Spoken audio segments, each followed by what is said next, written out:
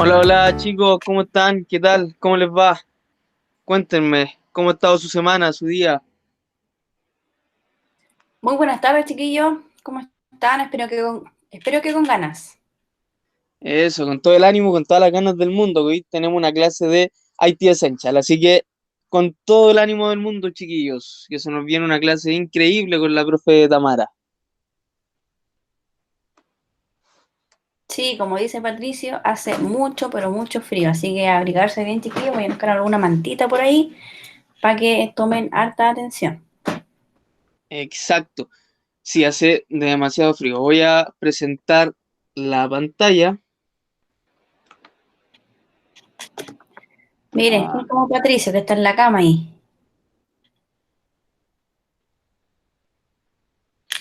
bien, se ve bien, ¿cierto? Se ve y se escucha bien. Me confirman ahí, chicos, por Sí, se escucha bien, profe Nico. Ya, perfecto. Chiquillos, ¿se acuerdan que en la clase anterior quedamos con la actividad de instalación de un sistema operativo, ¿cierto? Ahí quedamos con la instalación de Windows 7 y o Windows 10. Ahí ustedes tenían que elegir. ¿Pudieron hacer la actividad?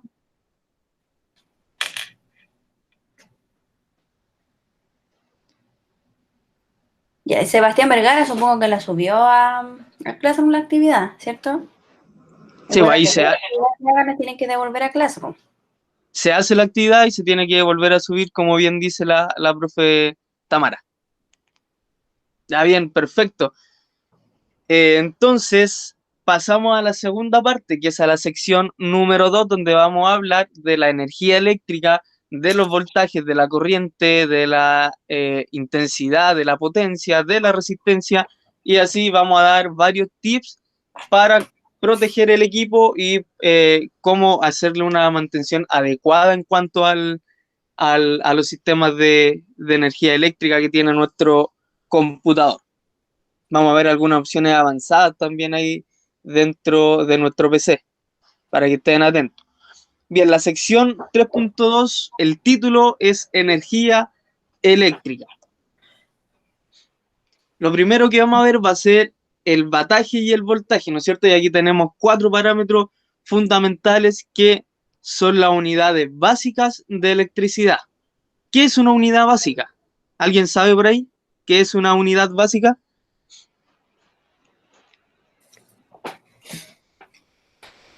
¿Quién sabe lo que es una unidad de medida básica?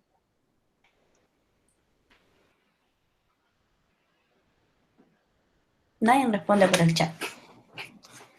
Bien, se los digo yo. Unidad de medida básica, chiquillos, es una referencia que nosotros tenemos para medir una magnitud o un tamaño de algo. ¿Qué puede ser eso? Metros, por ejemplo, alguna otra unidad de medida, profe. Eh, Perdón, profe Nico, ¿cuál fue la que me mencionó anteriormente? Metros, dije, una unidad de medida como metros, ¿no es cierto? Que hay que recordar que una unidad de medida nos sirve como referencia para medir la magnitud de algo. Claro. Gramos también podrían ser. Claro, metros, gramos, litros, ¿no es cierto? También tenemos los hertz, tenemos el voltaje, corriente, resistencia, como lo que sale acá. Esos son unidades de medida. ¿Para qué nos sirve? Nos sirve como referencia para poder medir la magnitud de algo o el tamaño de algo. ¿Ya? Así que ese concepto ahí clarito en la cabeza. Los cuatro que vamos a ver acá es el voltaje, corriente, resistencia y energía. Ahí como dato, el voltaje, la definición de, o la creación de voltaje viene más o menos de 1800, ya con el tipo Alessandro Volta, ya que fue uno de los primeros, fue el primero, de hecho, que creó una pila voltaica, por ahí por el año 1800. Así como dato histórico para que lo tengan ahí en su subconsciente. Bien, el voltaje se mide en voltios y se representa con la letra V en mayúscula que ustedes ven acá, esa que está ahí. Para abreviar voltios, ustedes lo tienen que abreviar con esa V que sale acá. Bien, ¿y qué es el voltio? Es la medida de trabajo necesario para mover una carga. Eso es el voltaje o el voltio. Luego tenemos la corriente. o la intensidad, por eso aquí aparece con una I. ¿Sí? Corriente se puede representar como una I también, ya que significa intensidad, que vendría siendo lo mismo. Se mide en amperios y se representa con una A mayúscula. Esa A pertenece a amperios. ¿Y qué es el amperio? El amperio es la unidad de medida de la corriente. Bien, clarito hasta ahí, ¿cierto? Aquí son varias definiciones de una, así que presten mucha atención. ¿Qué es la corriente o qué es la intensidad? Es la cantidad de electrones que pasan por un circuito por segundo. Si esa es la definición de corriente, va a ser la cantidad de electrones que pasa por un circuito por segundo. Bien, luego tenemos la resistencia y se representa con una R mayúscula. Y la resistencia se mide en ohmios, ya que se representa con una O. La unidad de medida de resistencia es en ohmios y se representa con una O. ¿Para qué nos sirven los ohmios? Nos sirve para medir la magnitud de algo. ¿Cuál es ese algo? La resistencia. Bien, ¿qué es la resistencia? Es la oposición al flujo de corriente en un circuito. Es lo que nos va a impedir al circuito que siga pasando la corriente. Véanlo como una montaña. Mientras más corriente tenga, quiere decir que más alta va a estar la montaña. Eso quiere decir que más difícil va a ser que la corriente pase por ahí. Le va a costar mucho más. Y luego tenemos la energía. La energía se representa con una P. ¿De qué viene esa P? De potencia. Bien, energía vendría siendo igual a potencia. Y se mide en vatios. Ojo que vatios no es lo mismo que voltios o voltaje. Y ahí para que hagan una separación al tiro, de inmediato. Exacto, ahí la profe Exacto. Tamara les mandó la simbología de ohmios, que es lo que sale acá. Recuerden que la unidad de medida de la resistencia es en ohmios, de ahí la profe Tamara le mandó la simbología. Que Bien sería que, en el alfabeto griego la omega. exacto, es la letra omega en el alfabeto griego, que vendría siendo como una U invertida. Bien, ¿qué es la energía o qué es la potencia? ¿No es cierto? Que diferenciamos que se mide en vatios, que no es lo mismo que voltaje, y se representa con una W. Cuando hablamos de vatios es lo mismo que hablar de watts. Por eso aquí aparece esta W de acá. Y se refiere al trabajo que se requiere para mover electrones a través de un circuito multiplicado por la cantidad de electrones que se mueven en un circuito por segundo. Aquí está una definición súper enredada, ya más guiado por lo físico. Son más definiciones físicas las que podemos ver acá. Pero eso es la potencia. Sí, el trabajo que se requiere para mover electrones a través de un circuito multiplicado por la cantidad de electrones que se mueven en un circuito por segundo.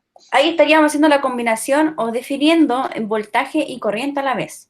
Ya que Exacto. obviamente si tenemos los valores de voltaje y corriente, vamos a poder calcular sin ningún problema la potencia. Y vamos para allá. Vamos a ver qué cálculos podemos realizar con estos 4 parámetros básicos que vimos recién. Tenemos ecuaciones básicas, ¿no es cierto?, conocidas como la ley de Ohm. Así se escribe Ohm, O-H-M, ley de Ohm. Muy importantísima esa ley para ustedes de hoy en adelante en su vida. La ley de Ohm siempre los va a acompañar. Así que no se lo olviden nunca más. Y se expresa como el voltaje, en el ejemplo de acá, se expresa como el voltaje es igual a la corriente multiplicada por la resistencia. O sea, voltaje, la B, la que tenemos acá arriba, es igual a la corriente, ¿no es cierto?, que es representada por la I, la que tenemos acá, que significa intensidad también, multiplicado por la resistencia, que vendría siendo la oposición al flujo de corriente. Sí, que sería esta montañita que me impide que la corriente pase de manera normal. Bien, en un sistema eléctrico la potencia es igual al voltaje multiplicado por la corriente. O sea, aquí tenemos que la potencia, que es la energía, va a ser igual al voltaje, la V que tenemos acá, multiplicado por la corriente. Y lo vamos a ver a continuación. Acá les voy a hacer un dibujito. Que es muy conocido.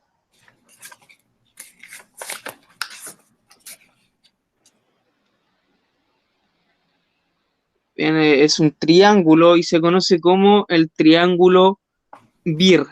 Disculpe, profe Nico. Mauricio Correa, por favor, usted es del tercero D, ¿cierto? Por lo tanto, por favor, mándeme un correo o mándeme un mensajito ahí al grupo de WhatsApp o en privado, como usted lo quiera, indicándome el motivo, por favor. ¿Ya? Para poder dejarlo asistente a la clase.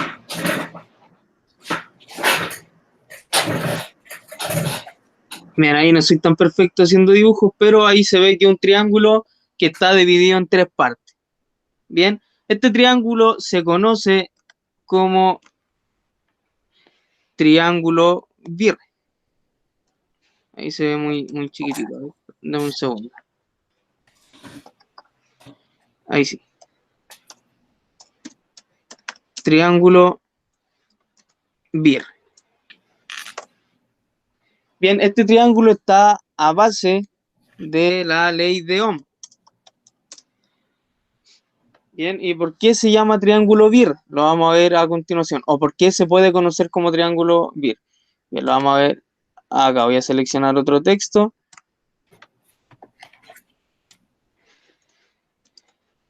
La B. La I.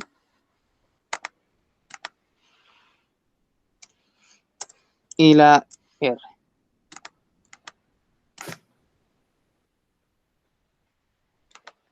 Bien. Me queda un poquitito chueco.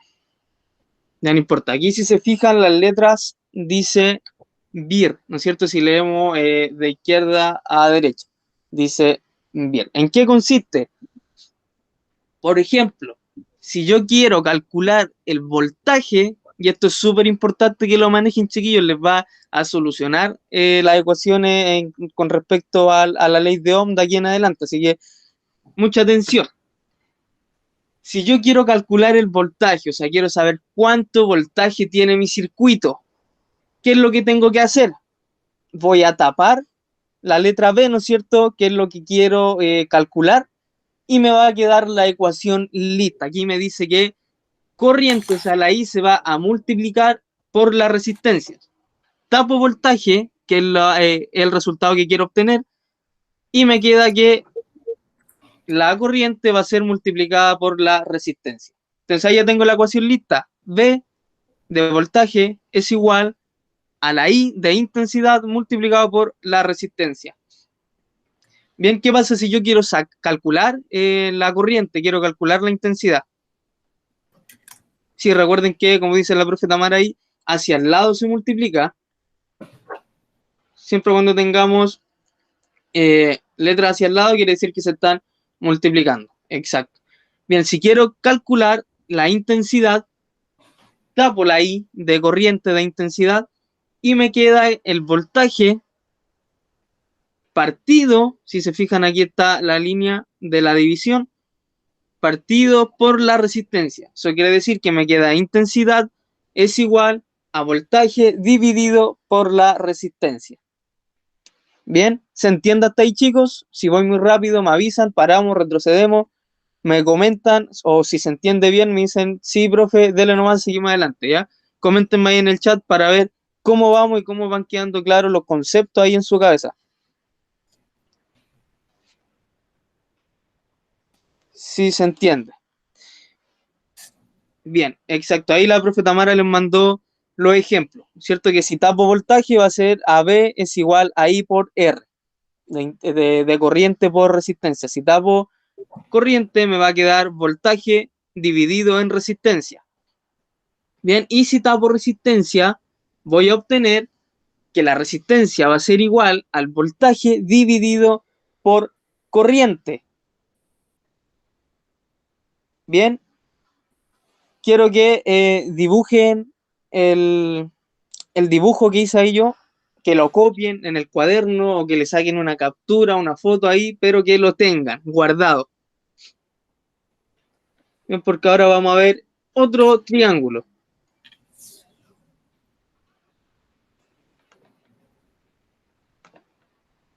Bien, vamos a ver otro triángulo que también pertenece a la ley de Ohm.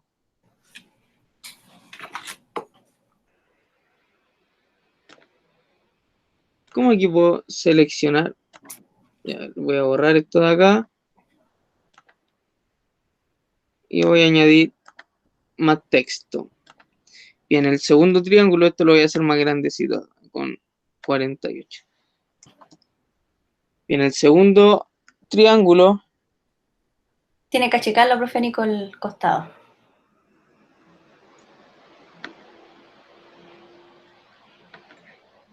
ahí sí, gracias, no me manejo en Paint, nunca lo ocupo. Bien, aquí el segundo triángulo ya tenemos nuestra primera variante que va a ser la letra P. ¿Qué significa P? Energía o potencia. Bien, nuestra segunda variante va a ser la letra B, de voltaje. Y la tercera va a ser la letra I, de corriente o de intensidad. Bien, ¿para qué nos sirve este segundo triángulo? Bueno, para calcular, obviamente, lo que es los watts o los vatios. Si se fijan ahí, cada vez que ustedes compran un electrodoméstico o tienen un electrodoméstico, vienen con una etiqueta y en esa etiqueta sale un triángulo en amarillo, como con un rayo, donde les dice todos los parámetros eléctricos que tiene ese dispositivo. Bien, y ahí es muy importante saber cuántos watts de consumo nosotros vamos a tener. Por ejemplo, si quiero calcular la potencia de mi circuito, funciona exactamente igual que en el anterior. Bien, o sea, yo voy a tapar lo que quiero calcular, que va a ser la potencia en este caso, y me va a quedar que para obtener la potencia tengo que multiplicar voltaje con corriente. Pero ojo, que esto, todas las fórmulas que le estoy mostrando acá, se obtienen teniendo los resultados ya de voltaje y de corriente, sino que voy a multiplicar. Por ejemplo, si no sé cuál es mi voltaje, ¿cómo lo voy a multiplicar por mi corriente? Ah, ya, pero para eso, para sacar el voltaje, primero tengo que multiplicar intensidad por resistencia, y ahí obtengo el voltaje. Una vez tengo el voltaje y tenga mi resistencia, lo multiplico y obtengo lo que es la potencia. Bien, ahí la profe Tamara le mandó las tres ecuaciones básicas que tenemos aquí en este triángulo, que sería, si tapo la P, tengo que multiplicar voltaje por intensidad. Si tapo voltaje, tengo que dividir potencia en intensidad, y si tapo la intensidad tengo que dividir potencia por voltaje. Bien, esos son las 6 operaciones básicas que nosotros vamos a tener para poder sacar o calcular los distintos parámetros de nuestro circuito. Bien, hasta ahí, chiquillos, ¿se entiende? Esto es lo básico que tenemos que saber. ¿Hay más cálculos? Sí, hay más cálculos. Ya viene un dibujito que es redondo donde hay muchos más cálculos, pero estos son los básicos y los que necesitamos saber por ahora. Bien, se entiende eso. Si no se entiende, me avisan, chiquillos, y retrocedemos y lo vuelvo a explicar, no tengo ningún problema. Bien, como les comentaba en capítulos anteriores, nosotros tenemos una configuración en nuestra fuente de alimentación. No en todas, pero sí en su mayoría. Tenemos un switch, ¿no es cierto? Que aquí se puede ver que está en rojo, que está en la parte trasera de algunas fuentes de alimentación. Si ese interruptor se llama selector de voltaje. ¿Por qué se llama selector de voltaje? Fácil, porque selecciona el voltaje de entrada que nos va a dar nuestra fuente de alimentación. Tenemos distintos tipos de configuración. ¿De qué va a depender? Del país donde nosotros estemos ubicados. Ah, perdón, ahí Bruno dice que le va a sacar una foto al triángulo. Hay dos. ¿Le sacó al triángulo anterior o no?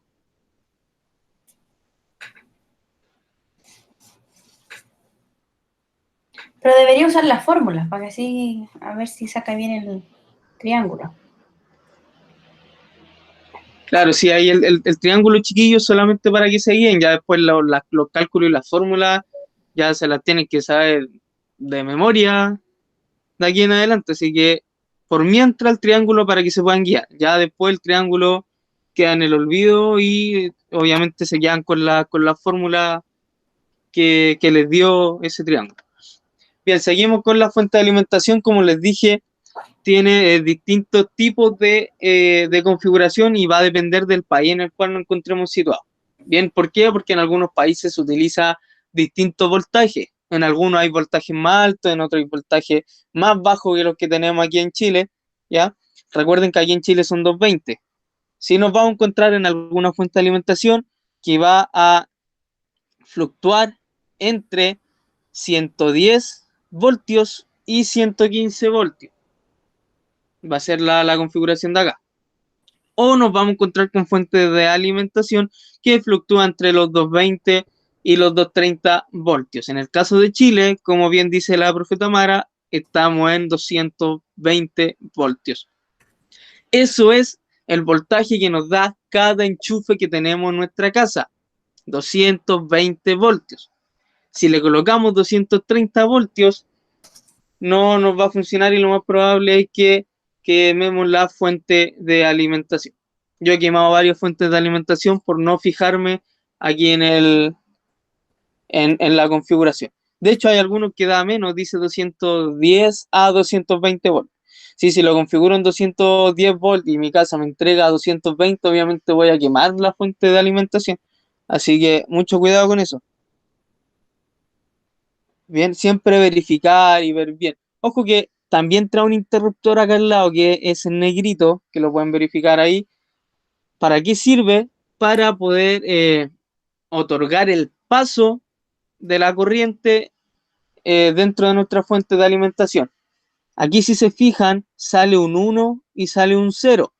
Ese 0 significa que si yo lo presiono, no va a permitir el paso o la entrada de la corriente a la fuente de alimentación. Bien, en casos, si yo le coloco el 1, lo presiono, eso significa que voy a permitir el paso de la corriente hacia mi fuente de alimentación. Muchas veces cuando un computador no enciende es porque la gente tiene apagado el switch que tenemos acá atrás. Bien. Claro, ahí como dice la profeta Mara, el 1 significa que sí permite el paso y el 0 significa que no permite el paso de la corriente.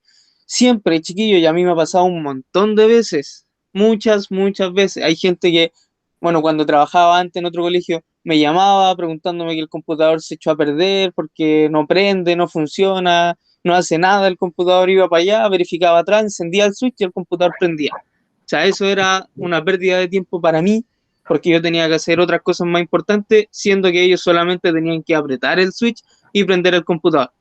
Así que muy importante verificar ese punto del computador. Si no lo tiene, espectacular. ¿Qué pasa si es que no tiene la configuración del selector de voltaje acá atrás? Significa que la fuente de poder va a verificar el voltaje de entrada y lo va a adecuar de forma automática. Bien, se establece y se detecta de manera automática la fuente de poder. Ojo que solamente las que no traen ese selector de voltaje en rojito que tenemos atrás. Estos tipos de fuentes que traen el selector de voltaje se denominan obviamente fuentes de alimentación de doble voltaje. ¿Por qué? Porque se puede elegir entre más de un voltaje, y en este caso serían dos. Por eso es doble voltaje, podemos elegir entre uno o el otro. Bien, sigamos.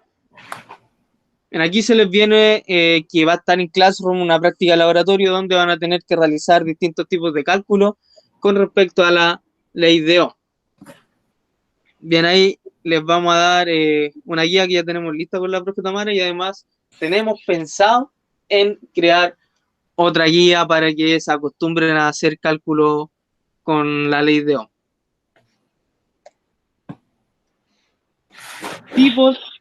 Tipos de fluctuación de alimentación. ¿Qué significa fluctuación? Ya, fluctuación significa que tenemos una variación entre los distintos parámetros de nuestro circuito. Bien, que fluctúe entre algo quiere decir que está sucediendo una variación. ¿De qué? Puede ser variación de voltaje, de corriente, en fin, aquí vamos a ver unas posibles fallas, chiquillos, en las cuales hay que estar atentos para solucionar problemas futuros en el computador. Bien, o para ya saber qué fue lo que produjo esa falla en el computador. Cuando el voltaje de un computador no es exacto o no es estable, es posible obviamente que los componentes fallen o no funcionen de manera óptima, ¿no es cierto? Los siguientes tipos de fluctuación de alimentación de corriente alterna. ¿Qué significa corriente alterna? Que es la corriente que sale desde nuestras casas, ¿sí? Hacia la fuente de alimentación. Bien, ¿y qué puede provocar estas fluctuaciones de corriente alterna? Pérdida de los datos o fallas en el hardware. Tenemos, primer punto, el apagón total. ¿Qué significa un apagón total? Que tenemos la pérdida total de alimentación. Eso quiere decir que cuando se corta la luz, por ejemplo, ya no tenemos corriente en la casa entera. Bien, o sea, tenemos una pérdida total de alimentación, no hay voltaje, no hay corriente, no hay nada. Bien, eso Algunos puede, ejemplos, disculpe, profe Nico, algunos ejemplos del apagón total podría ser un fusible quemado, un transformador dañado o una línea de alimentación fuera de servicio. exacto. Y eso puede provocar pérdida en los datos de nuestro computador, obviamente, porque le estamos cortando la energía de manera rápida, lo cual no es bueno, obviamente, para nuestro equipo. Es como que nosotros lo desenchufemos cada vez que lo queramos apagar. No, ojo que aquí estamos hablando de computadores de escritorio. Sabemos que los notebooks cuentan con una batería de respaldo. Bien, aquí serían computadores de escritorio o notebook en el caso de que lo tuviésemos enchufado sin la batería. Luego tenemos la baja de tensión, que es el segundo punto. La baja de tensión, chiquillos, es la disminución en el nivel de voltaje de alimentación. Por ejemplo, si nuestra casa nos llega a 220, pero estamos recibiendo 170, por ejemplo, que es lo que me pasó aquí en mi casa hace unos días atrás, tenía 170 de voltaje que me llegaba acá a la casa. Eso es una baja de tensión.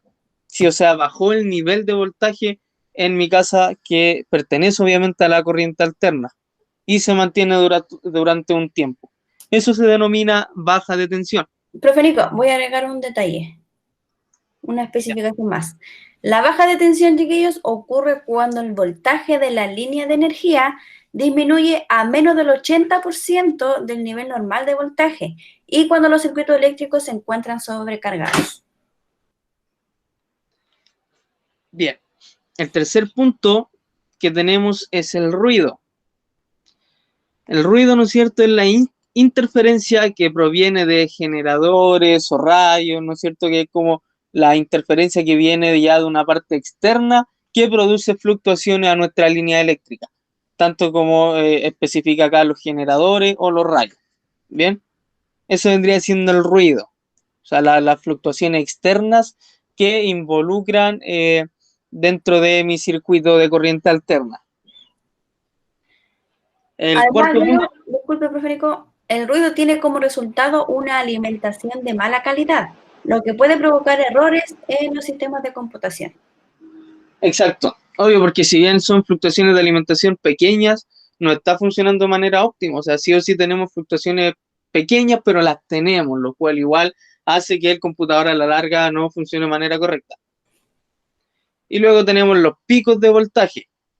¿Qué son los picos de voltaje? Es un aumento repentino, o sea, de un momento a otro, de un voltaje que se mantiene durante un periodo corto. O sea, sube, llega al pico, se mantiene durante unos segundos y baja nuevamente. Y por lo general es cuando supera el 100% del voltaje normal en una línea eléctrica. Bien, ahí, profe, ¿algo que agregar? Sí, los picos de voltaje pueden ser producto por las descargas de rayos, pero también se pueden producir cuando se recupera el sistema eléctrico después de un apagón total. Exacto. Bien. Y por último tenemos el sobrevoltaje, que es un aumento drástico del voltaje por encima del flujo normal de corriente eléctrica. Y ojo que, como detalle importante, esto no se mantiene por un periodo corto, ya, sino que se mantiene por un periodo relativamente mediano y largo tiempo Sí, de de hecho, por ejemplo, sobrevoltaje. dice que el sobrevoltaje se mantiene durante unos pocos nanosegundos. Eso quiere decir una mil millonésima de segundo. Claro, bien. O sea, aquí ya tenemos cinco 5 tipos de fluctuación de alimentación que hay que tener cuidado porque pueden dañar nuestra fuente de alimentación o los componentes internos de nuestro computador. Bien, ¿dudas, consultas hasta acá, chicos?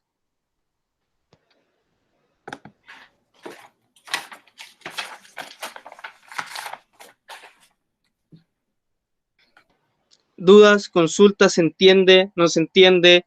Explicamos de nuevo. Ian dice, ¿cuál es la más peligrosa, profe? ¿Cuál podría ser o cuál cree usted que es la más peligrosa para los computadores? Yo creo que los picos de voltaje. Exacto. Exacto, obviamente los picos de voltaje, como bien sale acá, tenemos un aumento repentino del voltaje que supera el 100% del voltaje normal. Eso quiere decir que si tenemos 220, sube a 440 y baja, o sea, sube y baja al tiro, lo cual nos va a quemar los componentes casi a la segura, ¿no es cierto?, de que vamos a tener daño interno en nuestro PC. Así que también pienso que los picos de voltaje serían ahí uno de los daños más peligrosos que podríamos tener dentro de nuestro sistema. Joaquín dice, ¿aprenderemos a arreglar un tipo de transformador que hace ruido o algo relacionado? En IT Essential, chicos, ustedes no se meten tanto en el tema de la electrónica. Así vamos a aprender a reparar algunas cosas, pero no transformadores. Ya no nos corresponde en el ramo. Sí nos sirve saber cómo se producen para poder ver una mantención preventiva en el futuro. Ya, pero así como reparar un transformador se ve más en mantenimiento de circuitos electrónicos básicos, creo que se llama el ramo. De hecho, ustedes tienen un ramo de electrónica con el profe Gonzalo. Ahí yo creo que debiesen ver más detalles, no sé si repararlo, pero sí debiesen ver más conceptos relacionados con electrónica o electricidad.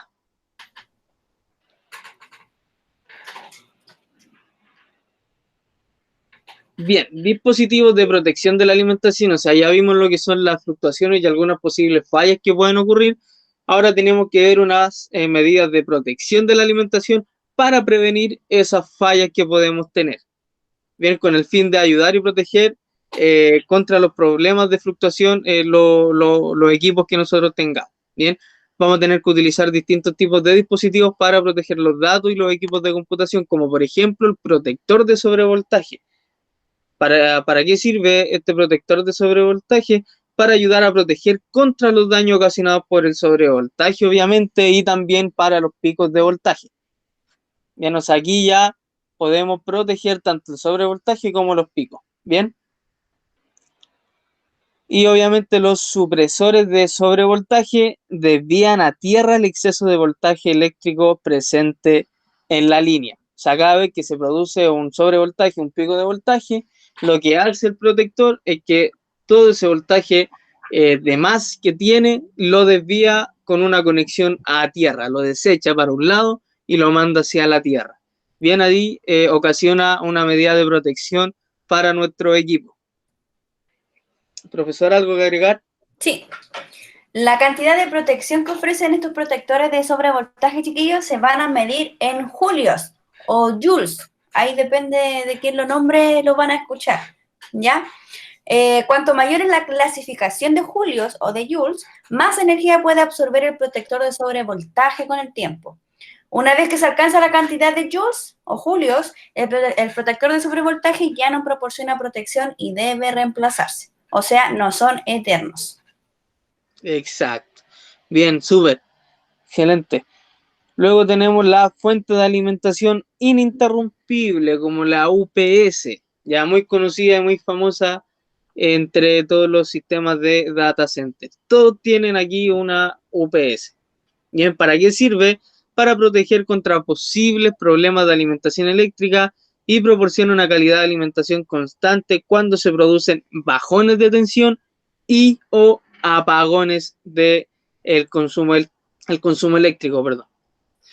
Bien, o sea, una UPS, ¿qué es lo que hace? Nos conserva la energía, ¿no es cierto?, tenemos, nos guarda energía la UPS, y al momento de que se produce una baja de tensión o un apagón, esta UPS entra en funcionamiento para que el computador no se apague de manera repentina.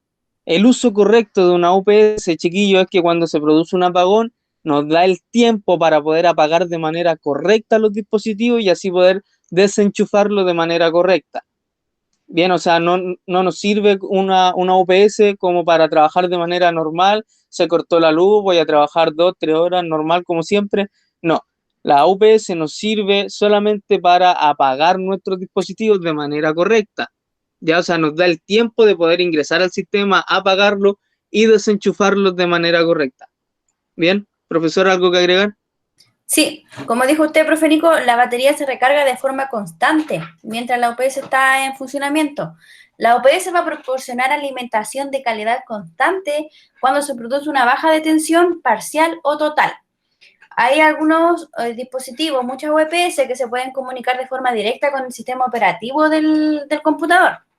Y esta comunicación obviamente va a permitir que la UPS apague el equipo de forma segura y guarde los datos antes de que se agote toda la energía de la batería. Y obviamente así vamos a evitar que perdamos algunos datos que estemos realizando en el momento. Claro, esas son ya UPS más avanzadas, ¿no es cierto? Que nos va a servir si es que nosotros no nos encontramos cerca desde nuestro computador o cerca desde nuestro laboratorio donde tengamos los computadores. Bien, pero si estamos ahí, la UPS nos va a dar el tiempo para poder apagarlo de manera manual. O como bien dice la profe Tamara, se puede configurar para que la UPS lo apague. Pero ojo que Un es detalle. recomendable apagar los equipos y desconectarlos. ¿Por qué? Porque en el momento que llegue la alimentación, ¿qué eso nos puede producir, profe? Disculpe, profe Nico, no lo escuché muy bien la última frase. Les comentaba a los chiquillos que lo recomendable es apagar los equipos y desenchufarlos con el tiempo que nos da la UPS. ¿Por qué? Perfecto. Porque en el momento que nos llegue la alimentación nuevamente, se nos puede producir ¿qué cosa? Hay un pico de voltaje, un sobrevoltaje. Exacto, se nos puede producir un pico o un sobrevoltaje. Así que por eso es recomendable desenchufar estos componentes electrónicos.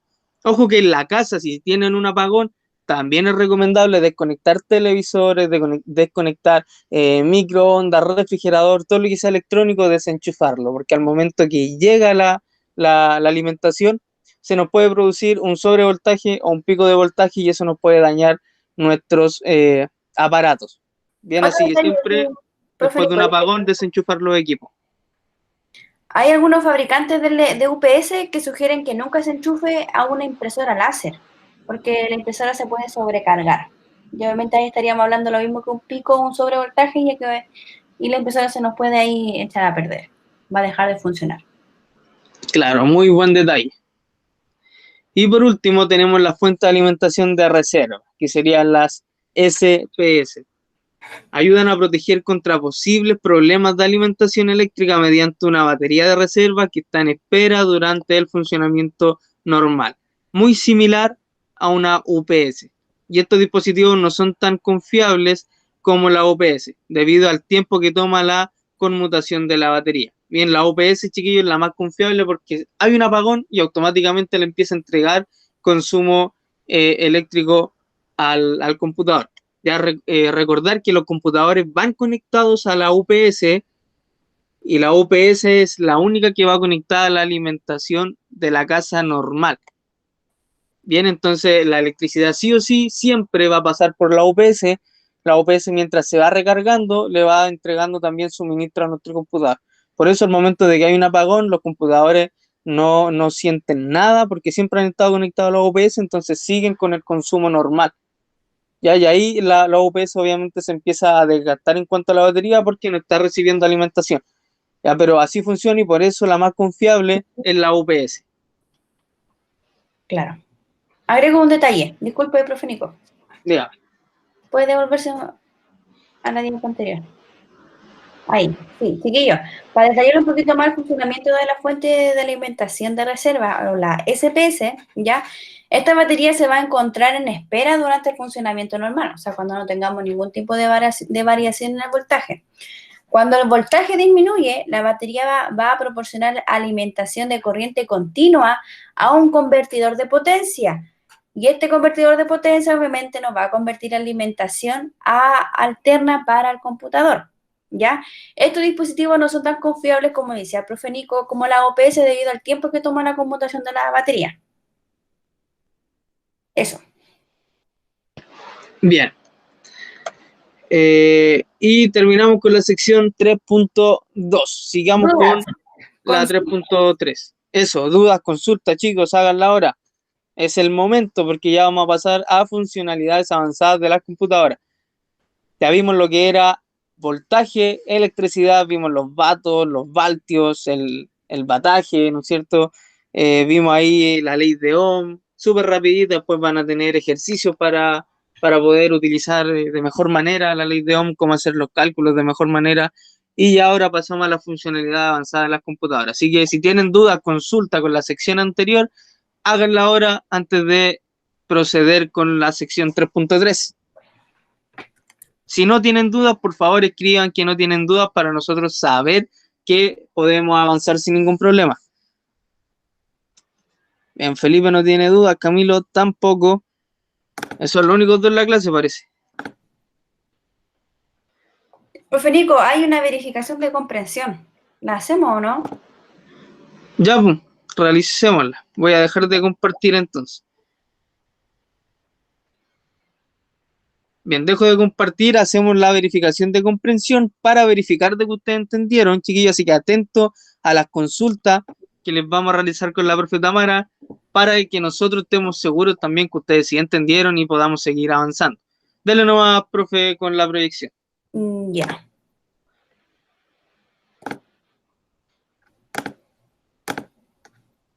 ¿Me avisas si se ve? Todavía no.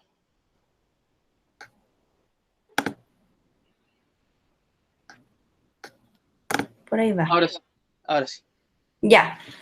Bueno, como pueden ver entonces, chiquillos, vamos a tener los términos que acabamos de ver, como los picos, ruido, apagones total, ¿ya? La primera descripción es una interferencia proveniente de generadores y rayos.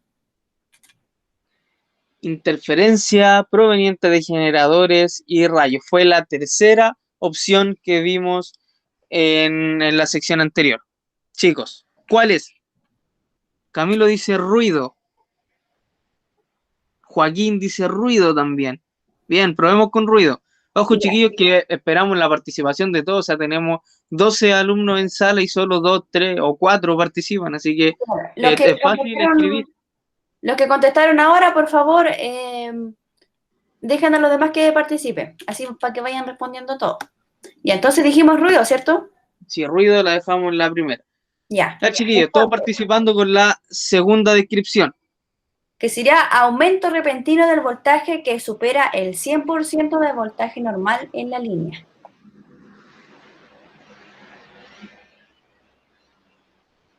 Eso, esa participación queremos, chiquillos, que todos respondan. Bien, súper bien. Dice pico, veamos con pico. Ya. Ah, consulta. ¿Pico solito o pico de tensión?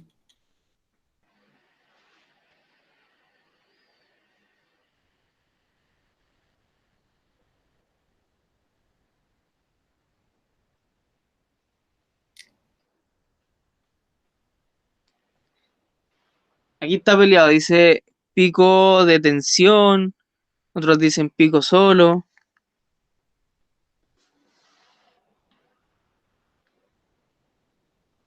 Ya, y usted, profe Nico, que yo no puedo ver ahí los chats. ¿Cuál Yo creo que opción? aquí gana pico solo. Entonces, aumento drástico del voltaje por encima del flujo normal de corriente eléctrica.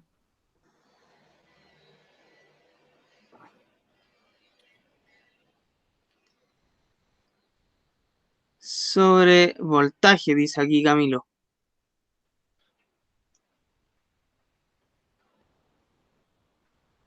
Sobre voltaje. No tenemos sobre voltaje. Las opciones que nos van quedando sería un protector contra sobrevoltaje, una UPS, SPS, pico de tensión y apagón total. Yo creo que ahí debiese ser pico de tensión, porque apagón total está hablando de un aumento, así que no puede ser un apagón total. Ya las fuentes de alimentación interrumpible, los protectores o de reserva vendrían siendo con respecto a la protección de estas fluctuaciones. Así que supongo ahí bien, como dice Camilo Flores, sería sobrevoltaje, pero o pico de tensión. Probemos. Ya. Suministra un nivel constante de energía eléctrica a un equipo u otro dispositivo.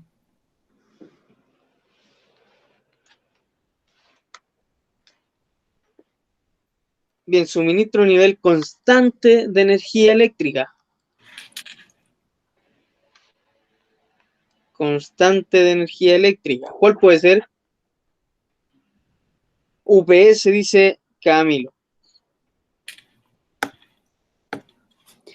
El último, proporciona una batería de respaldo para suministrar energía cuando el voltaje entrante cae por debajo del nivel normal.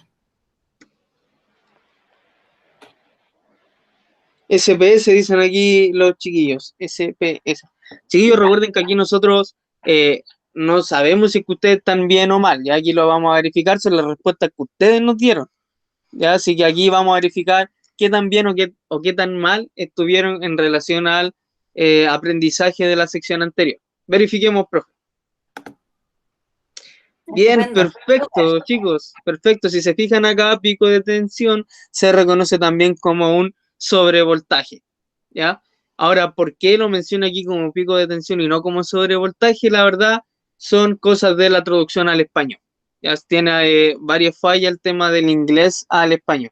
Así que para que lo tengan ahí en consideración. Cuando hablamos de pico, hablamos del aumento de voltaje sobre el 100% y el pico de tensión es el aumento drástico del voltaje por encima del flujo normal. ¿Cuál es la diferencia? Aquí está en el 100%. Cuando se habla del pico de tensión o sobrevoltaje, no se está hablando de ningún porcentaje, solamente de que aumenta de manera drástica, ¿no es cierto? Y el pico ya sería cuando se aumenta en más del 100% de nuestra normalidad de energía que nosotros tenemos. Claro, otro detalle, profe Nico, el voltaje, chiquillo, en algunas ocasiones también lo vamos a nombrar o a escuchar más ya por tensión. Ya como, por ejemplo, ustedes a veces pueden ver en estas torres de alta tensión, ya que obviamente también son las torres de alto voltaje. Ya, así que ahí no se vayan a confundir más adelante, que recuerden que voltaje y tensión es lo mismo. Claro. Bien, buena aclaración ahí, profe. Ya, dejo de compartir entonces ahora para continuar con la clase. Bien. ¿Se ve la pantalla o no? Aún no.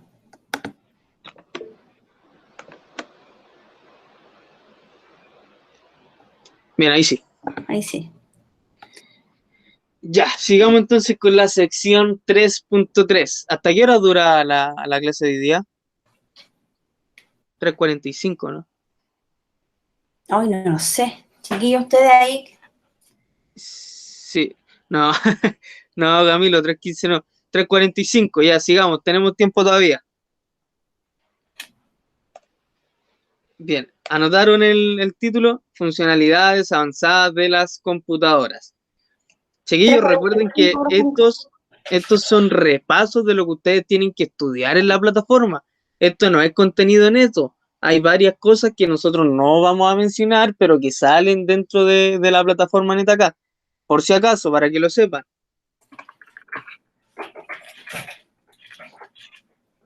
Arquitecturas de la CPU. ¿Qué es la CPU? Ya lo vimos, ¿no es cierto? Que es la unidad de procesamiento central. Bien, es nuestro cerebro del computador, que no se lo olvide, la CPU es el cerebro de nuestro PC. También es un programa que es una secuencia de instrucciones almacenadas. ¿Y qué es lo que hace una CPU? Ejecuta esas instrucciones siguiendo un conjunto también de instrucciones específicas, que serían las tareas que nosotros le damos al computador. Recuerden que tenemos dos tipos de tareas, la de primer plano y la de segundo plano. Dejando como la de primer plano una tarea principal que estoy ejecutando en el momento y en segundo plano una tarea que se está ejecutando ya sin estar encima de esa tarea. Esa es como la diferencia en tareas de primer plano y segundo plano.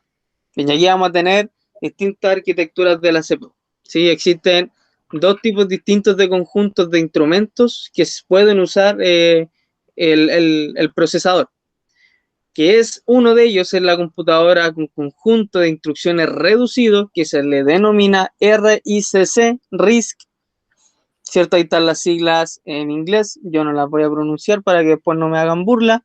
No, mentira. No, pero ahí tienen las siglas en inglés, que significa RISC. Esta arquitectura usa un conjunto de instrucciones relativamente pequeños, o sea, son pequeñas las instrucciones que yo le puedo dar a ese RISC, ¿no es cierto? Los O chips RISC, que es más fácil nombrar o, RISC. o RISC, claro. Los chips se diseñan para ejecutar estas instrucciones de manera muy rápida. Cuando hablamos de chip, ¿a qué nos referimos? Al RISC, que sería a la computadora con conjunto de instrucciones reducido. Esto es un tipo de arquitectura de la CPU. La otra que tenemos es similar, ¿no es cierto? Pero ya son instrucciones de manera más compleja. Una reducida y la otra es compleja. Y se le denomina CISC, ¿no es cierto? Que esta arquitectura usa un amplio conjunto de instrucciones, lo cual provoca que haya menos pasos por operación.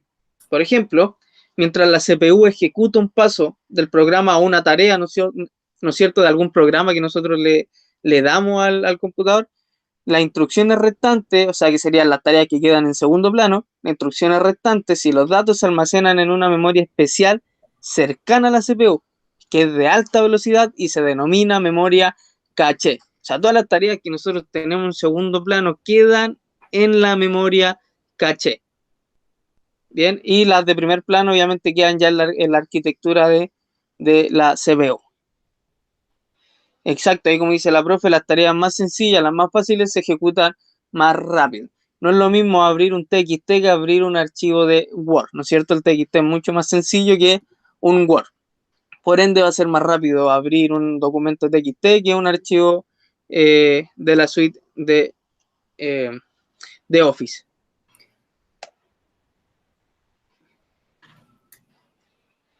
Bien, vamos a ver las mejoras de funcionamiento de la CPU.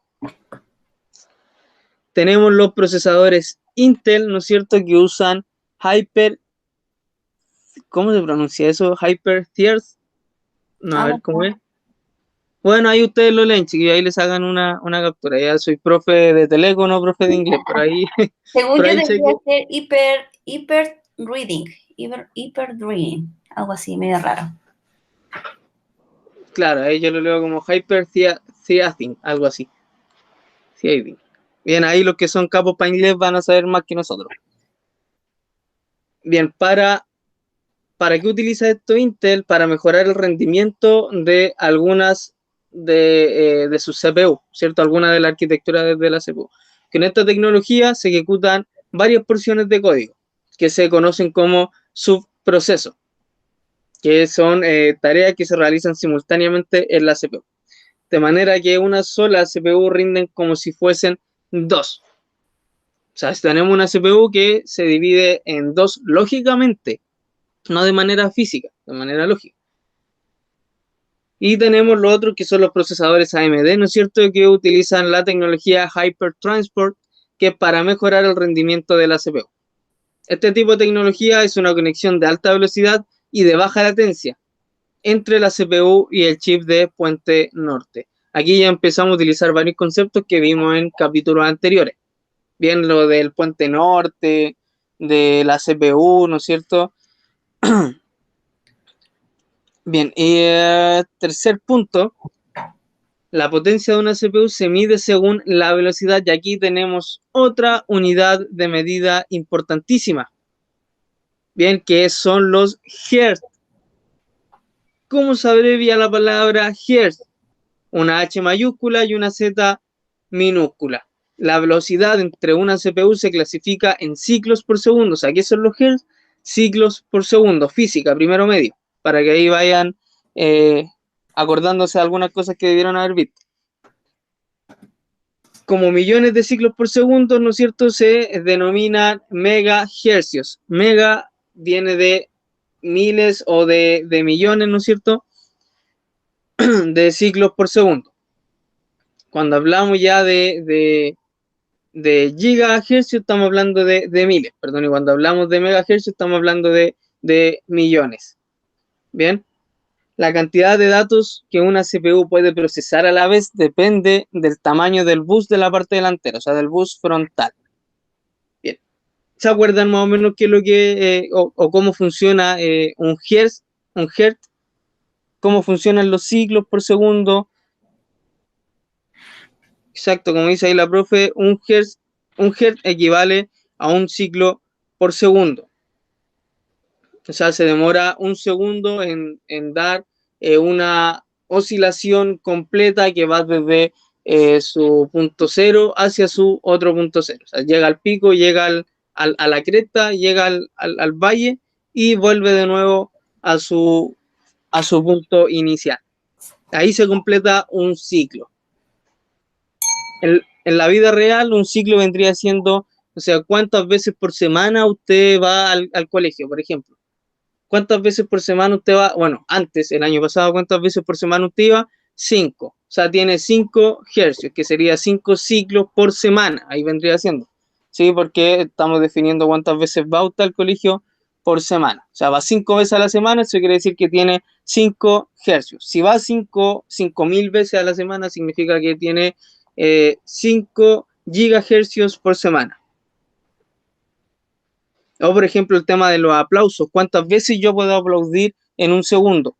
Si aplaudo 3 veces en un segundo, eso quiere decir que tengo 3 hercios. Si aplaudo 1000 veces en un segundo, eso quiere decir que tengo 1 gigahercios. Bien, y aquí, perdón, ahí sí. Bien, y aquí se utiliza harto lo que son las unidades de medida también. Bien, dudas, consultas, ¿está ahí, profe Tamara, algo que agregar? No recuerdo la diapositiva siguiente, ¿la puedo mostrar? Para ver La si siguiente. Ya, sí, devuélvase un poquito, profe Nico. Que ahí abajo hablaba sobre la cantidad de datos que una CPU puede procesar a la vez. Esto va a depender del tamaño del bus, de la parte delantera, que se refiere al FSB. Ya, los procesadores actuales usan un FSB de 32 bits o 64 bits. ¿Le hace ruido eso, chiquillos? Por ejemplo, lo que vimos con los sistemas operativos. ¿Cómo íbamos a elegir nosotros un sistema operativo? ¿Cómo elegimos un sistema operativo? De hecho, muy buena pregunta. ¿Cómo elegimos nosotros un sistema operativo? Si va a ser de 32 o de 64 bits. Chiquillo, ahí rapidito. ¿Cómo nosotros podemos elegir un sistema operativo? Si vamos a ocupar uno de 64 o uno de 32. Camilo Flores dice según la RAM que uno tenga. Bien, perfecto. ¿Con qué otro concepto más podemos definir qué sistema operativo vamos a ocupar? Bien, es según la RAM, pero también tiene que ver con respecto al procesador, que es lo que estamos viendo ahora. Bien, ¿alguien se le ocurre, alguien se imagina cómo nosotros podemos definir ese sistema operativo que vamos a utilizar? ¿Qué pasa si es que mi FSB, como dice la profe Tami, corresponde a una arquitectura de 64 bits y yo le instalo un sistema operativo de 32 bits?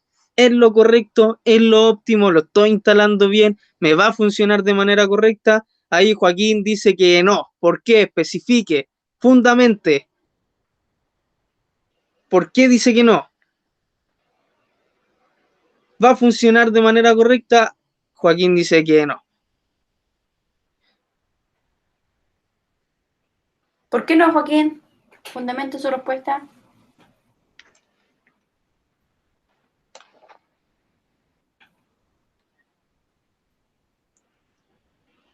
Bien, se las canto, chiquillos.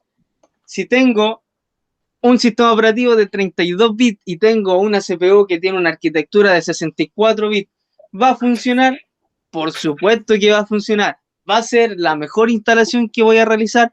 Va a ser la pésima instalación que he realizado. ¿Por qué manera? Porque no estoy cumpliendo con los requisitos que tiene mi computador. Si me dice que la arquitectura es de 64 bits, yo le instalo un sistema operativo de 64 bits. Si tengo poca RAM, le compro RAM y le instalo más RAM a mi computador. Pero ahí hay que cumplir una arquitectura que ya tiene mi computador o mi CPU. Camilo Flores dice, ¿haría un cuello de botella o no? No. O sea, en teoría sí, porque tengo una CPU que tiene una arquitectura mucho mayor y le estoy poniendo un sistema operativo que tiene una arquitectura mucho menor. Claro, ahí le estoy impidiendo que realice mayor tareas. ¿Sí? Recuerden que el tema de la arquitectura es 3264, quien nos permite o nos dice cuántos datos procesa una CPU. Si tengo uno de 64, es obvio que va a procesar más datos que una de 32. Si yo le instalo un sistema operativo 32 y mi arquitectura es de 64, obviamente le voy a prohibir que procese más datos de lo que me está permitiendo el sistema operativo. Perdón, de lo que me está permitiendo la CPU. Bien, así que de que funciona, funciona, pero no es lo más óptimo. Ya bien ahí decía, ¿quién no me acuerdo? Camilo, que va a depender de la RAM. Exacto, depende de la RAM también. Pero si tengo el procesador de 64 y le instalo un sistema operativo de 64, va a ser lo más óptimo. No va a funcionar de la manera más rápida. ¿Por qué? Porque le falta RAM, obviamente. Pero, ¿cómo lo soluciono? Añadiéndole más RAM. Así de simple. Y no tengo que volver a reinstalarle un sistema operativo. En cambio, si tengo 8 GB de RAM, arquitectura de 64, que instalo un sistema operativo de 32, estoy haciendo un pésimo trabajo. Pésimo trabajo. ¿Por qué? Porque a esa persona se le va a quedar pegado cada vez que abra Chrome y cada vez que abra Word al mismo tiempo, se le va a quedar pegado al computador, al cliente o a esa persona. ¿Por qué? Porque la CPU no va a poder trabajar de manera simultánea, no va a procesar tantos datos de manera simultánea.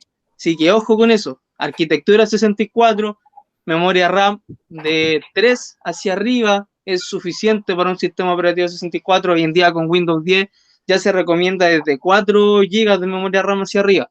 Ya, pero con Windows 7 desde 3 hacia arriba funciona relativamente bien. Ya obviamente se recomienda ahí ponerle siempre de 4 hacia arriba para arquitecturas de 64. Es lo que se recomienda. Ya no quiere decir que se tiene que hacer al pie de la letra. No, pero para hacer un trabajo bueno, eh, tiene que cumplir con esas especificaciones. Joaquín dijo una explicación la cual duró más de lo que chuta, perdón, me explayé mucho. Pero ahí Así es debió bueno. haber entendido mejor. ¿Cómo? Así debió haberle quedado más claro. Claro, sí.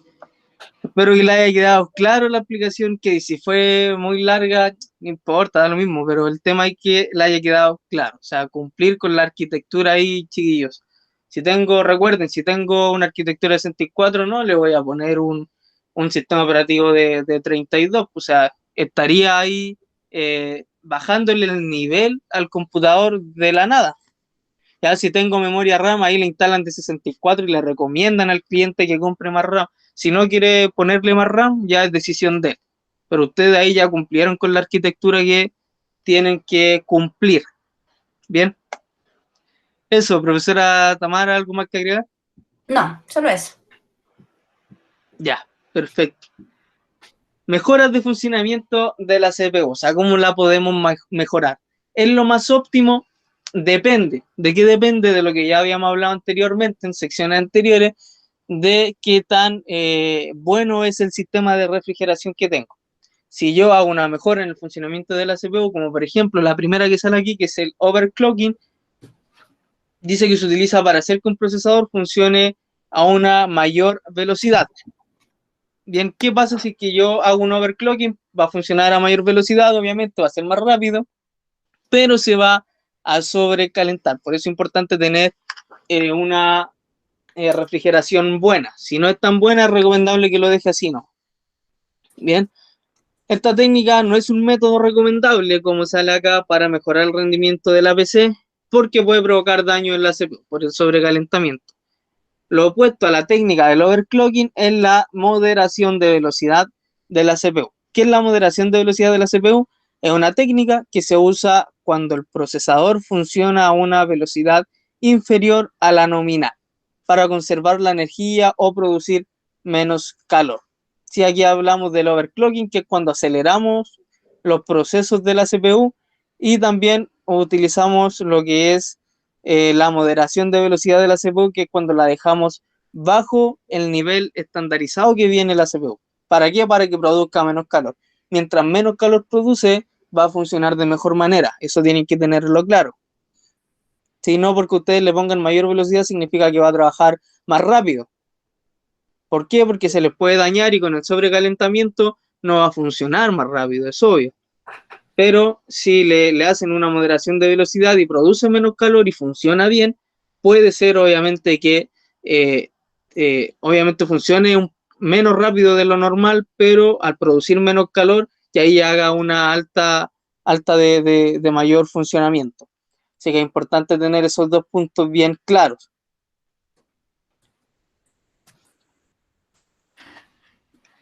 Claro, ahí como dice Tamara, la profe, dice overclocking es la aceleración del reloj.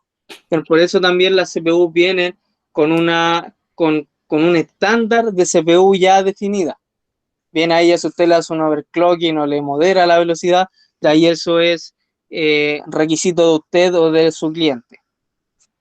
Siempre usted tiene que recomendarle lo óptimo al cliente, pero ya si no entiende y lo quiere sí o sí, tiene que hacerlo. Es su pega y el cliente le está pagando para que haga lo que él quiere. Siempre y cuando usted también le diga todas las recomendaciones, los pros y los contras.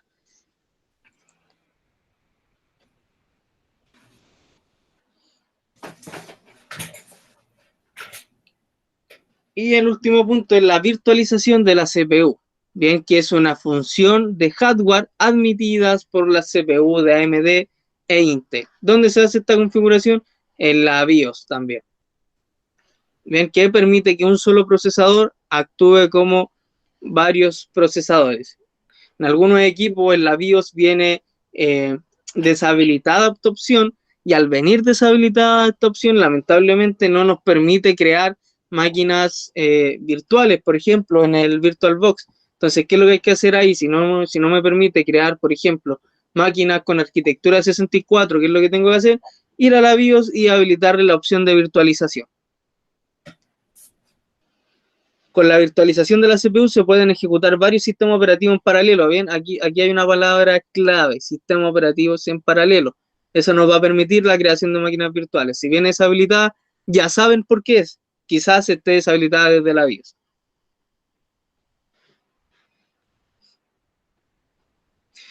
Camilo Flores dice: profe, una pregunta fuera de la clase.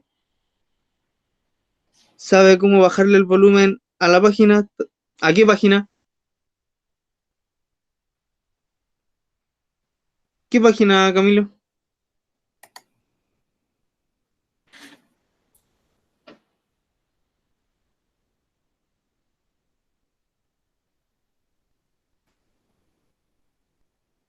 A ver, dice, está muy fuerte.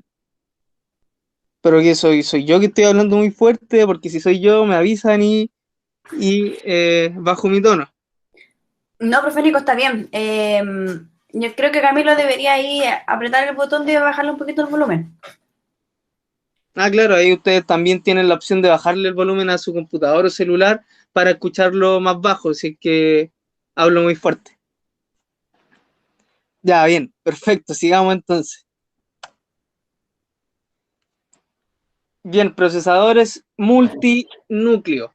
Cuando hablamos de multinúcleo no hablamos de muchos procesadores. Siempre vamos a tener uno, pero que puede estar dividido y tener de varios núcleos, como dice acá. Poseen dos o más procesadores en el mismo circuito integrado.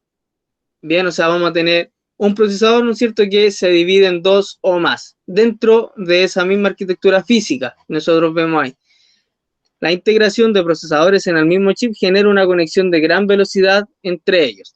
Los procesadores de varios núcleos ejecutan instrucciones más rápidamente que los procesadores de núcleo único. Las instrucciones se pueden distribuir a todos los procesadores al mismo tiempo. Chicos, aquí como recomendación importante, y de hecho se los voy a mostrar, si ustedes se van a ejecutar, ¿no es cierto?, que es la ventanita que tenemos acá arriba, y escriben msconfig,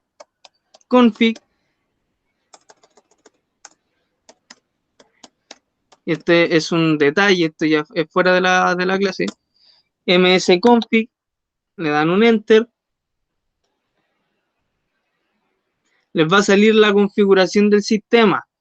Aquí hay una parte donde sale arranque, ¿no es cierto? Y se van aquí donde dice opciones avanzadas. Aquí en opciones avanzadas, todos, pero todos los computadores vienen con un núcleo habilitado, con un núcleo. Ya eso quiere decir que tenemos un procesador con un núcleo. Obviamente no va a funcionar con la rapidez que nosotros queremos.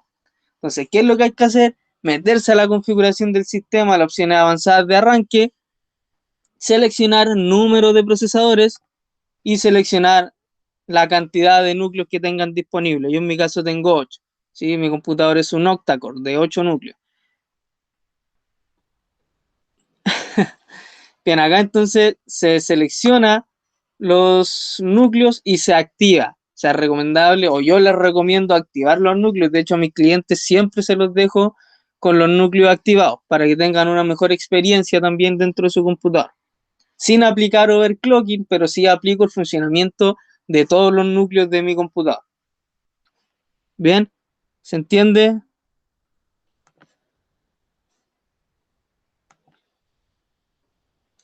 ¿Cómo es el comando? Les voy a dar un atajo. Si ustedes mantienen presionada la tecla de inicio, que es donde entran ahí a la, no sé si se ve, donde entran ahí a esa ventana, que es la tecla de inicio de Windows, si la mantienen presionada y apretan la tecla R, exacto, ahí como dice Joaquín, Win más R, les va a aparecer la ventana de ejecutar. Así que eso es un atajo para entrar al símbolo del sistema. Bien, y ahí ustedes escriben msconfig, que es la configuración del sistema. Ahí les hagan pantallazo, lo escriben. Bien, ahí le dan un enter y los va a mandar a la configuración del sistema. Se van a la parte donde dice arranque, que es la segunda opción, y en opciones avanzadas, acá abajito. Y ahí activan los núcleos, y eso es todo. Para que no tengan que estar haciendo overclocking ni ninguna configuración ahí de la BIOS, es preferible activar los núcleos. Nunca, nunca vienen los núcleos activados en los computadores que vienen de fábrica. Joaquín, dígame.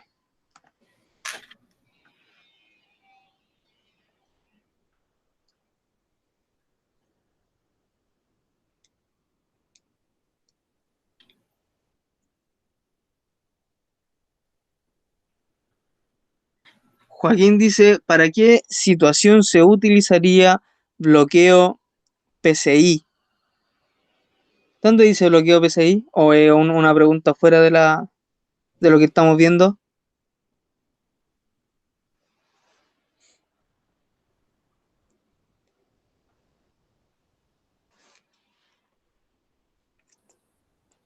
A ver,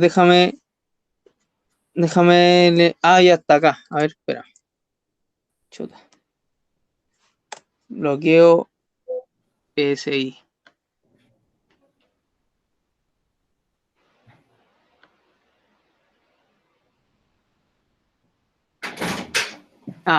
Sí, el bloqueo de PCI me imagino que te bloquea, ¿no es cierto?, las entradas de las ranuras que tiene el computador de las PCI. Se recuerden que tenemos PCI, PCI Express, en fin. Le ejecutamos ahí en el bloqueo, obviamente, supongo que nos bloquea las ranuras PCI del computador. Bien, y lo mismo pasa con la cantidad máxima de memoria. Aquí viene por defecto y la toma toda. Bien, pero acá, si ustedes, por ejemplo, pueden seleccionar que quieren ocupar 4 GB de RAM, aquí ustedes lo pueden hacer y le establecen cuánta RAM van a ocupar.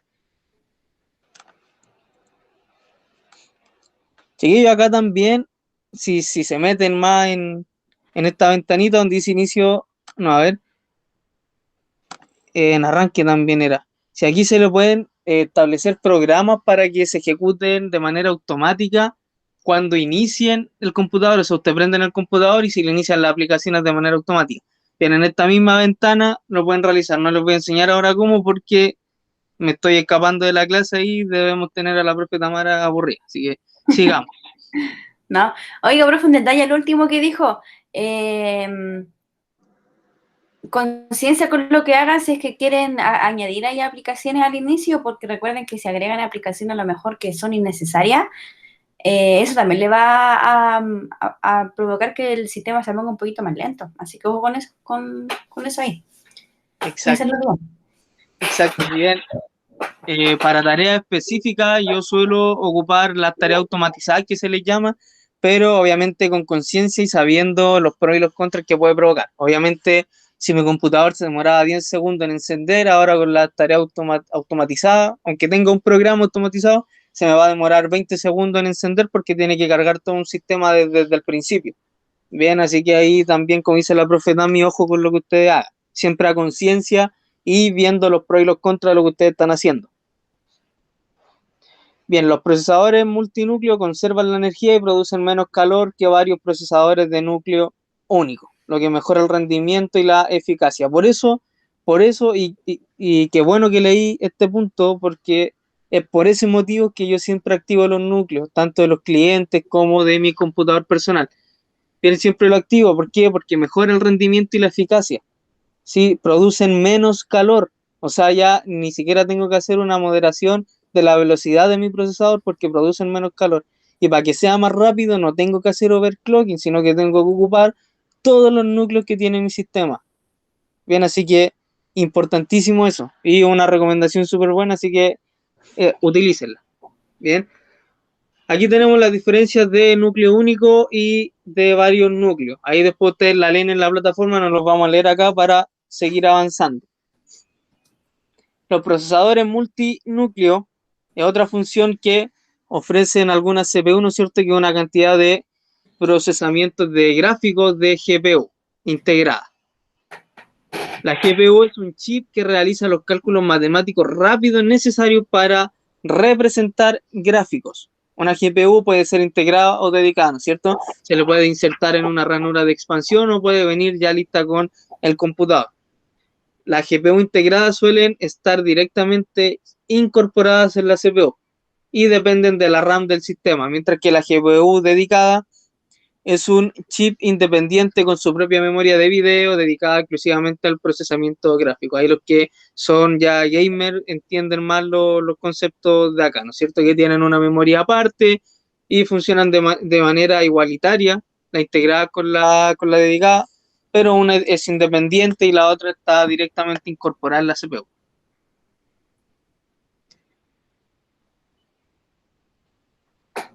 Exacto, los procesadores son distintos a los núcleos. El beneficio de la GPU integrada es el costo y la menor disipación de calor. ¿Por qué? Porque tiene ahí un disipador puesto justo arriba, ¿no es cierto? Que es de la CPU. Entonces, tiene mejor disipación de calor. Por eso producen menos calor también. Las GPU integradas son buenas en tareas menos complejas, en tareas simples, como para ver video y procesar documentos gráficos, pero no son las más adecuadas para aplicaciones de juegos e intensas. Ahora, si bien hay buenas GPU integradas también, que son las GeForce de 2 GB, ahí ustedes deben conocer más, pero hay GPU integradas que son bastante buenas también. Sí, pero obviamente siempre para un gamer profesional se recomienda ahí que compre una dedicada exclusivamente para los videojuegos.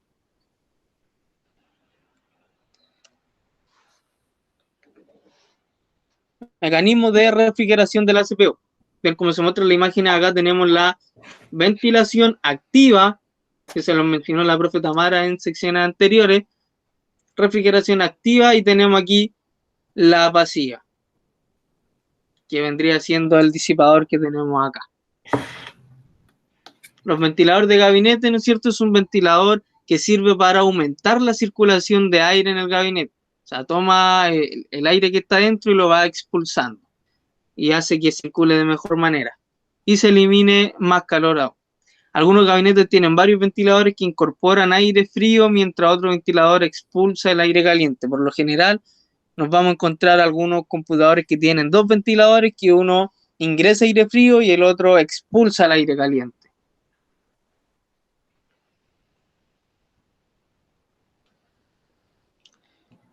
Joaquín dice, hay unas APUs, son hechos para AMD, si no mal recuerdo, lo llevan las consolas. Bien, ahí yo más o menos de de gráficas para videojuegos no conozco mucho, porque no soy de videojuegos, pero sí hay una gran gama y variedad de tarjetas. Bruno dice, profe, este procesador es bueno. Intel More i3 de 4000, CPU de 2.4. Sí, es súper bueno. De hecho, un i3, un i5, un i7 son súper buenos procesadores. Un i3 es bueno. Y aparte que es de 2.4 GHz, así que sí es bueno. Es un Un Intel detalle, Core. profe Nico, al último punto que acaban de nombrar respecto a los ventiladores, de que algunos gabinetes traen varios ventiladores que incorporan aire caliente o frío, ¿ya? Chiquillos, ojo que esto va a depender de la posición en la que vayan las aspas del ventilador. Obviamente que siempre va a girar para un puro lado, pero dependiendo de hacia dónde apunten las aspas, va a significar que va a expulsar o a ingresar el aire dentro del computador. Exacto, si se fijan aquí en la imagen, el ventilador ya no, nos dice y nos muestra que está girando hacia el sentido horario, no, antihorario, ¿cierto? Que es de izquierda a derecha, hacia la derecha, así, en este sentido. Bien, y como decía bien la profe Tamara, vamos a tener otros ventiladores que van a tener las aspas al revés, lo cual van a girar en el sentido opuesto, o sea, en el sentido horario. Y eso nos va a definir si expulsa el aire o ingresa el aire. Si ingresa el aire, es aire frío, y si lo expulsa, expulsa el aire caliente que se produce, o el aire que hay dentro del gabinete, sea caliente o frío, lo expulsa, eso es lo que hace. Y luego tenemos el disipador térmico, que ya vendría siendo un método de refrigeración pasiva, ¿no es cierto? Que tiene unas superficies grandes con aletas de metal, que serían las que estamos viendo acá. ¿Para qué sirven? Para extraer el calor de la CPU.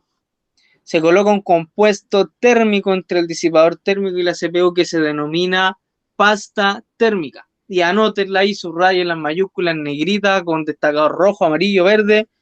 Pasta térmica, chiquillos, se le pone a la CPU, bueno, entre la CPU y el disipador térmico que vemos acá.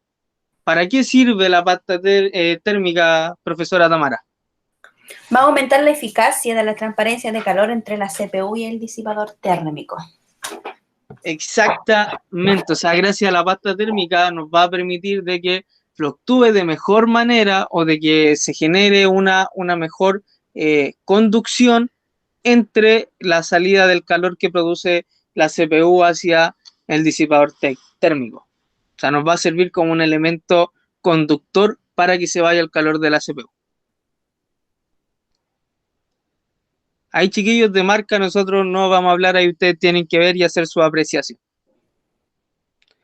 Un disipador térmico de CPU sin un ventilador se conoce como refrigeración pasiva. Bien, que es la que tenemos acá. Mecanismos de refrigeración de la CPU. Tenemos el ventilador de CPU, ¿no es cierto? El sistema de refrigeración de la tarjeta gráfica, que es la que tenemos acá, y el sistema de refrigeración de agua, que Profe esta Nico, disculpe. actualmente es la mejor refrigeración, dígame. Bruno dice, ¿la pasta térmica es recomendable cambiarla cada cierto tiempo? Exacto, siempre es bueno, chiquillos, hacerle mantención a los equipos. Se recomienda hacerle mantención cada 6 meses o cada un año. Ya ahí obviamente cada 6 meses los componentes no se van a dañar mucho, lo más probable es que sea simple la mantención que le tengan que hacer, pero ya cada un año mantención a los equipos sí o sí. Sí o sí, cambio de pasta térmica, limpieza de contacto, sacar el polvo que se acumula dentro. Quizá ustedes el polvo en el aire no lo ven, que son partículas muy pequeñas, pero se genera polvo todo el tiempo en el aire. Así que eso queda dentro de los computadores en relación al tiempo, perdón, se van a ir generando polvo y polvo dentro del computador. Así que cada 6 meses siempre recomiendo yo hacer mantención o ya cada un año máximo, pero sí, mantención cada ese tiempo. Ahí ojo también con la calidad de las cosas que le va a poner, por ejemplo, lo que pregunta usted con la pasta térmica. Como dice Joaquín, que ahí dice que hay unas mejores pastas térmicas que otras. Ahí obviamente, como dijo el profe, vaya a depender de la apreciación de usted. Obviamente ahí usted va a definir cuál es mejor, o si que a lo mejor varió al momento cuando usted la sacó. Así que ojo ahí con la calidad de lo que vaya a cambiar o a insertarle a su computador. Claro, mientras de mejor calidad sea la pasta térmica, le va a durar más tiempo. Bien, por ahí nosotros de marca no le podemos hablar con la profe Tami porque tenemos que hablar en aspectos generales, ¿ya? Así que ahí ustedes tienen que definir, buscar recomendaciones, buscar en Google cuál es una de las mejores pastas o buscar una que se acomode a su bolsillo. Recuerden que ustedes al momento de hacerle mantención tienen que hacerle un cambio de pasta térmica al computador. Bien, por lo general suelen durar harto las pastas térmicas, pero ahí cada 6 meses, por último cada un año, cambiarle la pasta, o cada 2 años cambiarle la pasta térmica, pero sí la mantención preventiva, hacerla ahí cada 6 meses o cada un año. Así que es una diferencia entre lo que es mantención preventiva y mantención correctiva. En la correctiva ya cuando corregimos directamente un error o un daño al computador, y preventiva cuando hacemos mantenciones antes de que se dañen los componentes para prevenir una posible falla.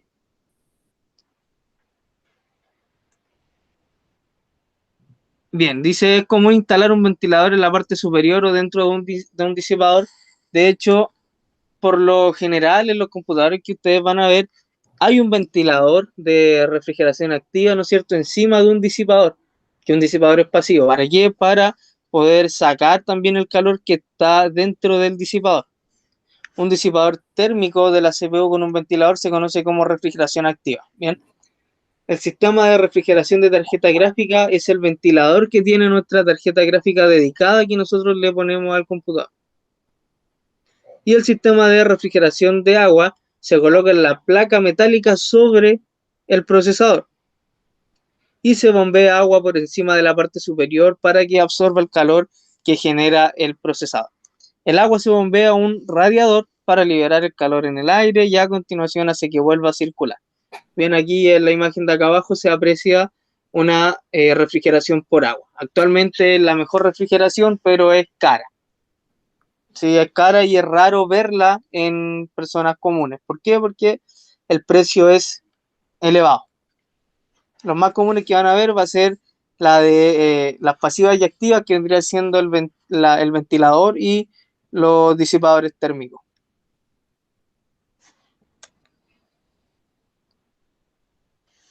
Bien, chicos, vi la hora, son las 3:48. Así que quedamos en mecanismos de refrigeración de la CPU. Ya para que ahí lo anoten y nos acuerden la próxima clase. Dudas, consultas, chiquillos, para irla resolviendo y cerrar la sesión del día de hoy. Profe Nico, terminemos con una verificación de comprensión. Terminemos con una verificación de comprensión y cerramos la sesión del día de hoy. Voy a dejar de compartir. Perdón. Ya, ahora sí. Denme un segundito que la estoy buscando. Aquí está.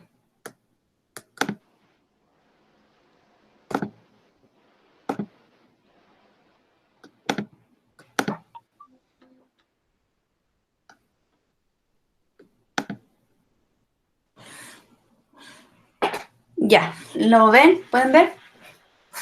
Sí se ve. Ya, chiquillos, primera pregunta. ¿Qué es la aceleración del reloj? Espérame, profe, una cosita antes. Aquí Bruno dice, ahora activé todos los núcleos y la RAM y se reinició. Sí, pues obvio, se reinicia. ¿Por qué? Porque son nuevas configuraciones que le hace al sistema interno de su computador. Así que por lo menos ya está de vuelta, eso es lo importante. Ahora sí, pregunta número 1, como decía la profe Tami, ¿qué es la aceleración del reloj? Lo mencionamos. De hecho, la profe se lo escribió.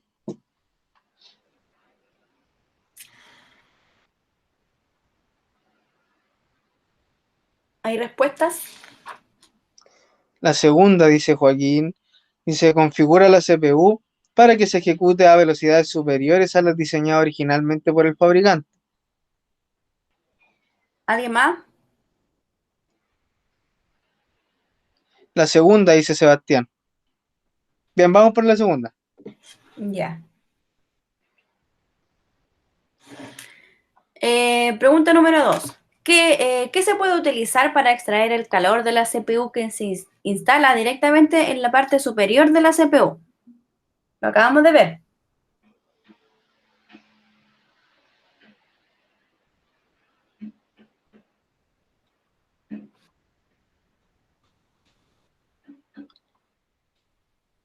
Le doy una pista. Pasivo.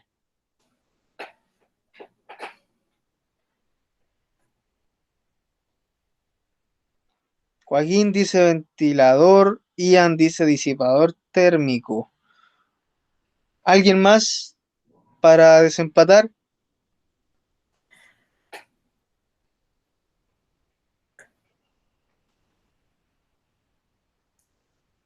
Vuelvo a repetir la pregunta. Felipe dice la A, ventilador. José dice disipador. Volvemos a quedar ahí 2-2. Vuelvo a repetir la pregunta. ¿Qué se puede utilizar para extraer el calor de la CPU que se instala directamente en la parte superior de la CPU? ¿Está más que claro?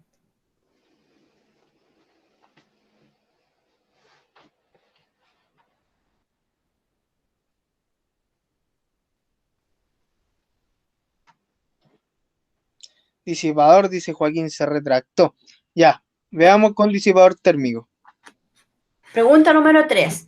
Si el equipo tiene una CPU extremadamente rápida que genera más calor del que se puede disipar actualmente, ¿qué tipo de sistema de refrigeración usaría en el equipo?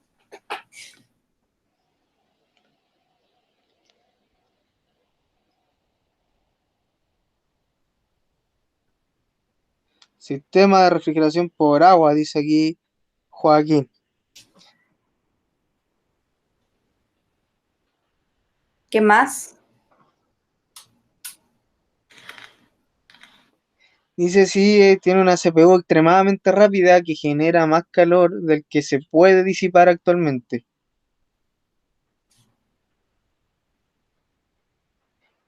Parece que fue el único que contestó. Probemos con la que dice que es sistema de refrigeración, perdón, sí, por agua. Bien, perfecto, excelente, Joaquín. Súper bien. Ian también, excelente, súper bien. Perfecto. Bien, chicos, entonces finalizamos la clase el día de hoy. Si tienen dudas, preguntas, consultas, háganla ahora ya. Ya tienen 10 segundos para realizar las preguntas.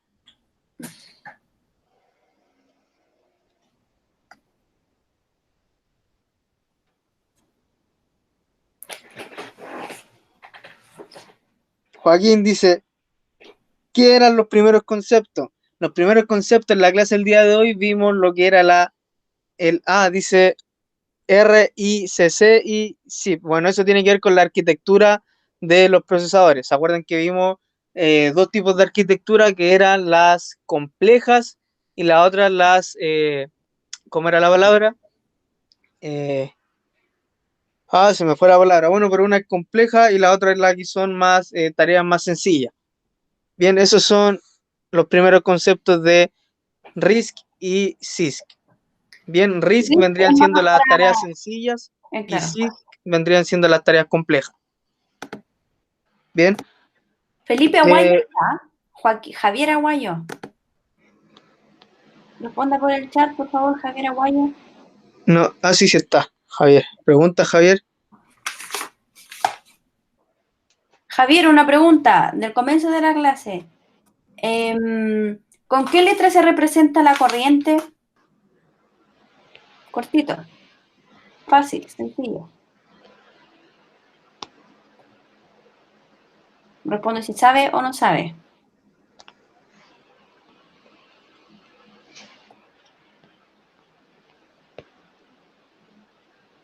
No, ahí está erróneo, Javier. Ahí nos está hablando de lo que es los ohmios. José Muñoz, ¿está?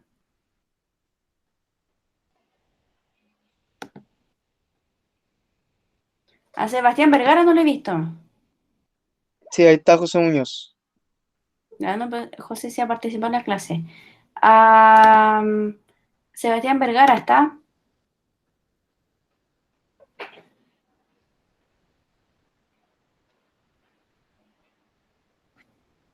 Ya, entonces nos queda todo claro que Sebastián Vergara a lo mejor solamente está por asistencia acá y no está poniendo atención. Anteriormente participó en las preguntas que hicimos. ¿Sí? Sí, sí, de hecho puso la segunda ahí en una de las preguntas que le hicimos a los chicos. ¿Y Bien, Patricia entonces, Barca? ¿damos por finalizar la clase, profe, o vamos a hacer más preguntas? Sí, necesito que me respondan esa. Patricio Barca. Patricia Barca no lo... Ah, ahí Joaquín me está diciendo. Ya. Patricio, ¿con qué letra se representa la corriente? Correcto. Bien, perfecto. La letra I, recuerden que corriente se puede denominar como corriente o como intensidad. Por eso ahí, entre paréntesis está demarcada una letra I en negrita de intensidad. Bien, sí, ya chicos, los dejamos cordialmente invitados para la próxima clase, ¿no es cierto? Y el día lunes lo espero en CCNA. Levántense temprano, chiquillos, no sean flojos. Ya, así que nos vemos el día lunes nosotros en CCNA y dejamos